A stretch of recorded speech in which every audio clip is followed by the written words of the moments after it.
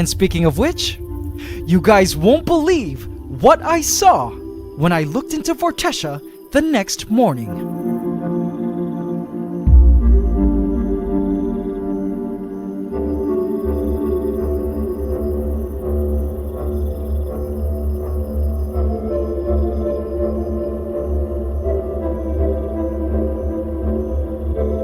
Still no signs of leaf nests. And not much has changed at the food station. But as I looked closer, something peculiar caught my eye in the shadows. What is that? OMG! Look who's decided to come out and play! It's an absolute pleasure to meet you, Your Royal Highness. Please subscribe to my channel and hit the bell icon. Welcome to the AC family. Enjoy. The canopy of Vortecia's rains greeted the morning sun, refreshing the lands with a hydrating shower that I programmed in this fully automated, climate-controlled setup, and home to our new colony of Asian weaver ants. The water would make these tropical lands wonderfully moist and humid for the ants, who by lifestyle naturally live in these tropical trees. Like treetop Amazons, weaver ants are an arboreal species, native to Southeast Asia, where I currently live. But it seems all this wonderful humidity and heat has caused someone special to emerge out into the open for us, AC family. A weaver ant queen. Isn't she just stunning? A worker tenderly begins to feed the queen food stored in her social stomach. This is called trophallaxis. It's also how ants feed each other and distribute food to all members of the colony, as you can see here. But look at how gorgeous this queen is! How much bigger she is than the workers, and how spectacular her yellowish green color is. We'll be able to get a better look at her in a bit. I watched curiously as the queen began to sort of tap her middle feet. What she's doing here, I have no idea. I'm sure weaver ant society and culture is far more complex than we humans assume. And indeed, you guys are about to discover just how incredible and intricate weaver ant society actually is in this video today, as well as how they deal with outside threats. But no spoilers. All of that craziness is coming up later, so keep on watching until the end. But meanwhile, you may be asking yourself, so is this the queen of our new weaver ant colony? Well, here's what I think. So in case you're just joining us, our weaver ant colony of reportedly 500 workers or so, in this container, is still in the process of moving into this great terrarium we built in the past episode. An ant kingdom terrarium we call the Canopy of Vortecia. It's a great space, perfectly designed for the weaver ants, with lots of leaves for the ants to build their nests in. As a high-tech climate-controlled space which matches conditions outside, it's outfitted with its own heating, lighting, and rain system. But I believe this queen here is not the official queen of the colony, but rather a daughter of the main queen. Let's name her Princess Emeralda. Princess Emeralda is a virgin queen elate, and the humid territories of Vortecia have likely caused her to emerge from the nest in the container, as she probably thinks it's nuptial flight time, i.e., time to mate. Sorry, princess, not quite yet. But guys, little did I know Princess Emeralda here would be the one to show us something totally amazing that I know you guys will love.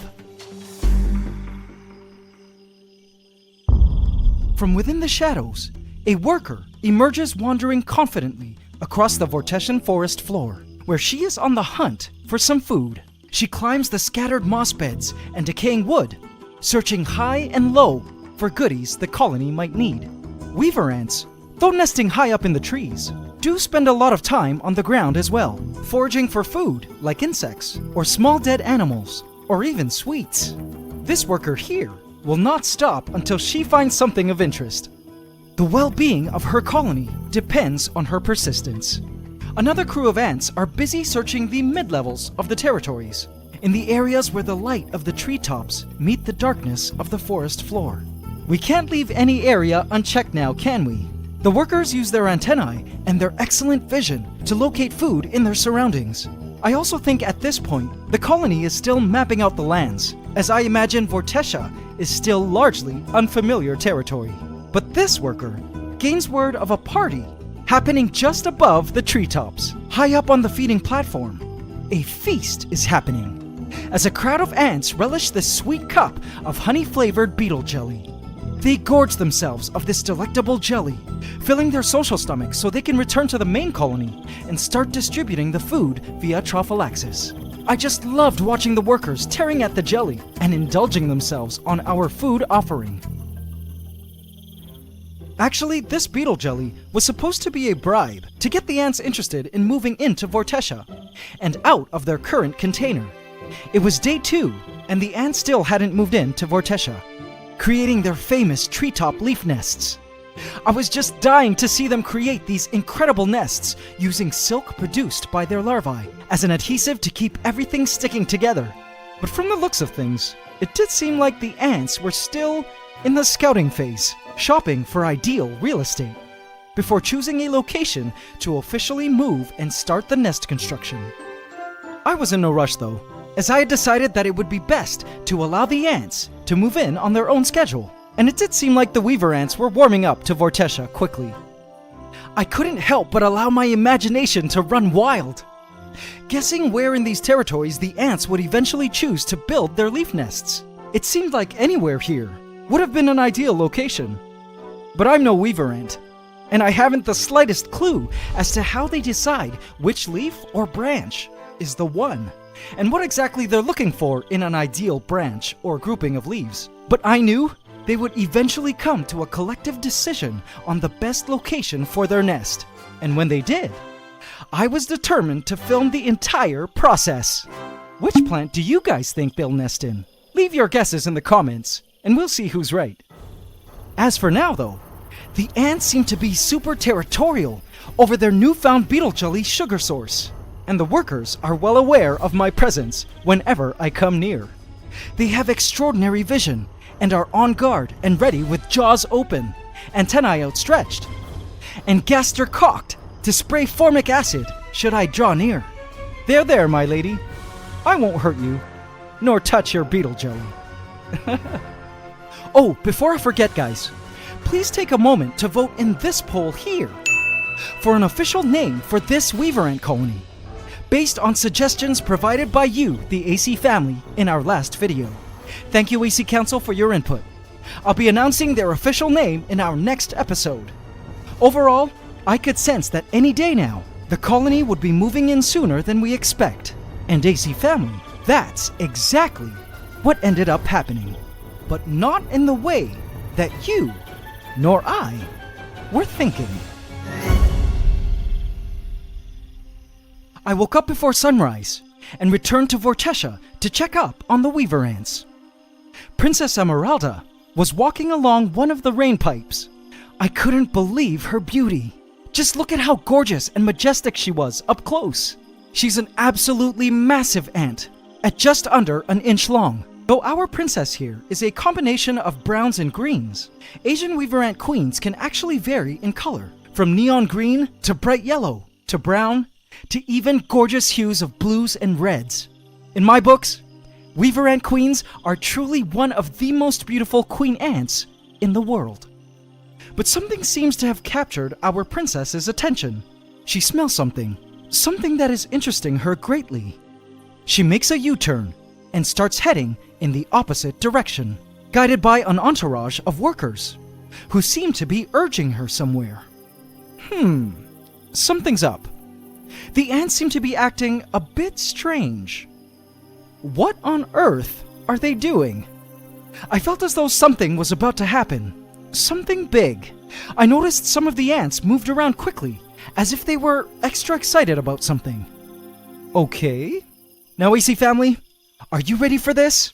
I looked around the territories carefully, trying to see if there was anything new, anything different or out of the ordinary. And soon, I was quite surprised to notice this here. There! It was a grouping of weaver ants! OMG! No way! Could this be happening? I believe the Weaver Ants have officially chosen a spot to nest build. Yes, the ants were in the process of moving in. Now, I wasn't 100% sure about this, but it did look like the ants were pretty fond of this sheltered area between the leaves of this Schefflera plant. Alright, EC family, this was about to get really interesting.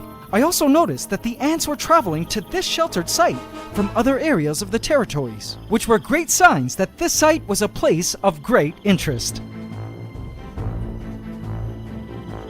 It seemed like some ants volunteered to be living markers, ushers, standing in place to help guide traffic of ants that I assumed would be coming when the move was well underway. Some ants were traveling back to the colony in the container, probably in hopes to convince the rest of the colony that, hey guys, you gotta trust me on this, we found the perfect spot to build our new home. Pick up the kids, inform the queen, and let's move out! Perhaps easier said than done though, because for a move to officially happen, it would take at least a considerable handful of ants to agree to the moving campaign and eventually win the majority of the colony before any move happens. But when I looked back at the site, look who had showed us that she had cast her vote on the moving issue.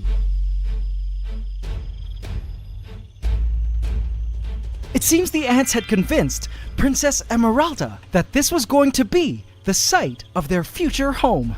OMG, I was so excited. Princess Emeralda's presence here told me that for sure this was a chosen site to build their Weaver Ant leaf nest. So cool! And suddenly, there was a rumbling in the lands. Wait a sec. Oh no! The morning vortex rains had arrived in Vortecia.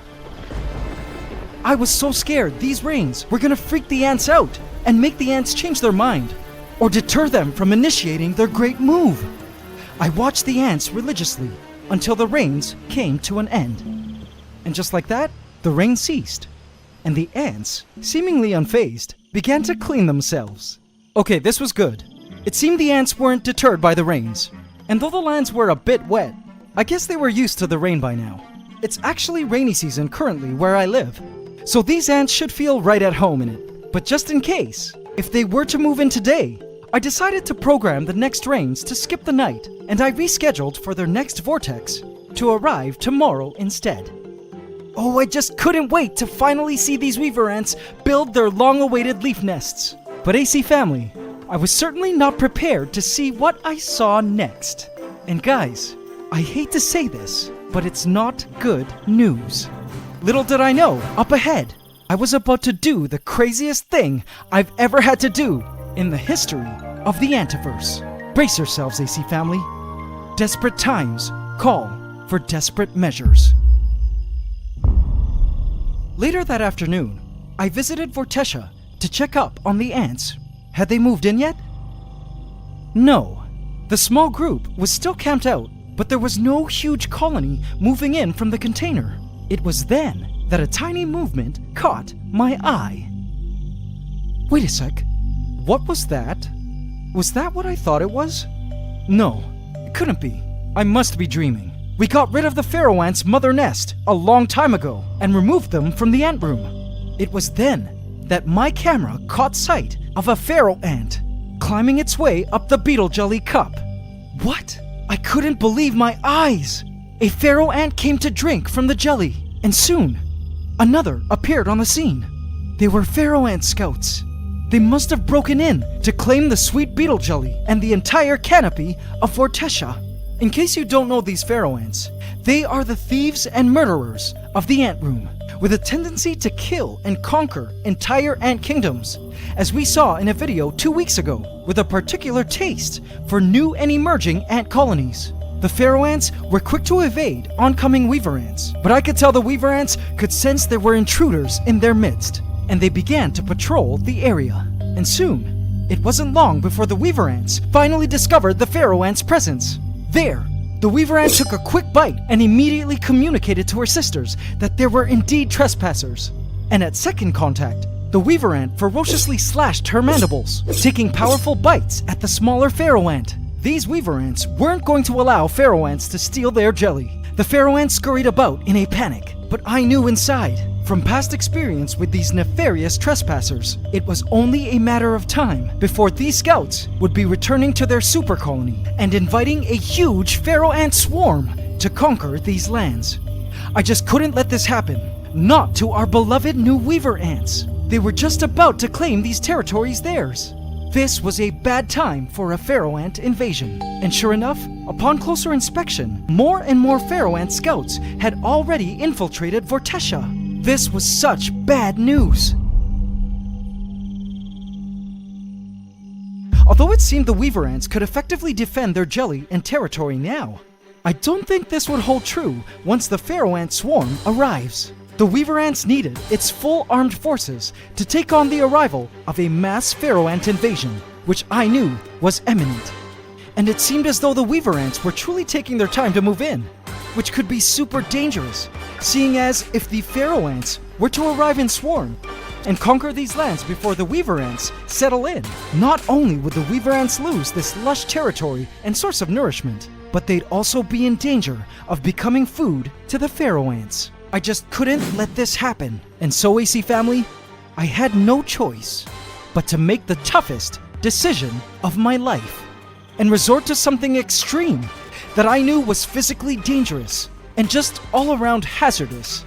Desperate times call for desperate measures, AC family. I waited for the dark of night. This was going to be the craziest thing I've ever done in my life. I looked up at the container containing some 500 aggressive weaver ants. This was going to be the craziest thing I've ever done in my life. I put on my protective gloves. This was going to be the craziest thing I've ever done in my life. I detached the tube from the container and plugged both openings with cotton. This was going to be the craziest thing I've ever done in my life. All for the war against these pharaoh ants. I looked at the canopy of Vortesha and unlocked the front panels of the territories to open it up. My God, this was going to be the craziest thing I've ever done in my life. I unlocked the container, one side and then the other, and then all was set. It was time. This was the craziest thing I've ever done in my life. 1, 2, 3. I popped open the container and with the help of a friend, threw all its contents into Vortesha as quickly as I could. They came pouring out, and to my surprise, there weren't just 500 workers. The colony was easily a couple thousands. I shut the door, trying to ignore the excruciating pain of stinging weaver ants all over my arms. I turned the key to lock the weaver ants in. It was a painful venture, but before I knew it, they were in. Thousands of weaver ants scrambled up the vines and spread out into the dense expanse and foliage of Vortesha. I was awestruck, watching them carpet all landmarks of what was now going to officially be their kingdom. I stood speechless at the sight and couldn't look away as the mighty weaver ants rushed all areas of Vorteshan territory.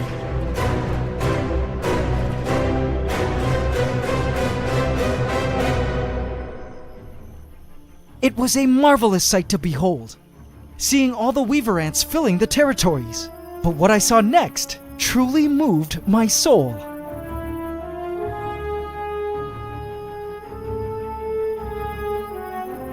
Look! A pupa! The ants have started to move in the brood, which means tonight, AC family, the weaver ants begin the official move and construction of a leaf nest. At last! This was going to be epic.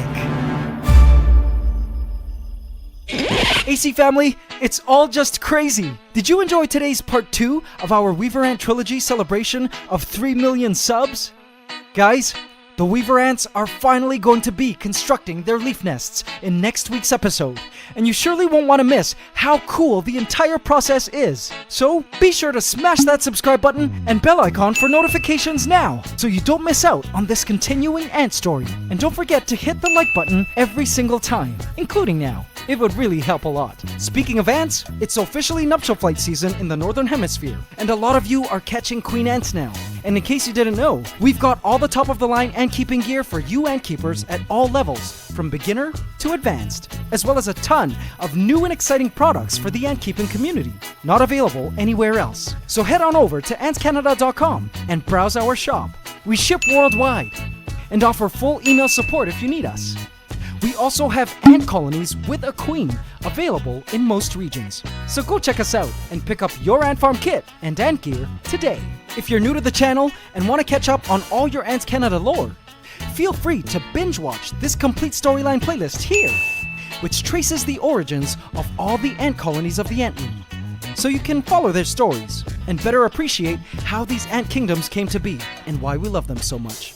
AC Inner Colony, I have left a hidden cookie for you here if you'd like to see a hidden teaser video of next week's episode. Scenes of the ants exploring Vortetia for the first time. It will blow your mind, guys, so do check out that hidden video. And now it's time for the AC question of the week. Last week we asked, what do weaver ants use to glue leaves together when making their leaf nests? Congratulations to Meg Ant Lover, who correctly answered, they use the silk from their larvae. Congratulations, Meg Ant Lover, you just won a free ebook handbook from our shop. In this week's AC question of the week, we ask, what color can a weaver ant queen be? Leave your answer in the comment section and you could also win a free ebook handbook from our shop. Hope you can subscribe to the channel as we upload every Saturday at 8 AM Eastern Standard Time. Please remember to like, comment, share and subscribe if you enjoyed this video to help us keep making more. It's Ant Love forever.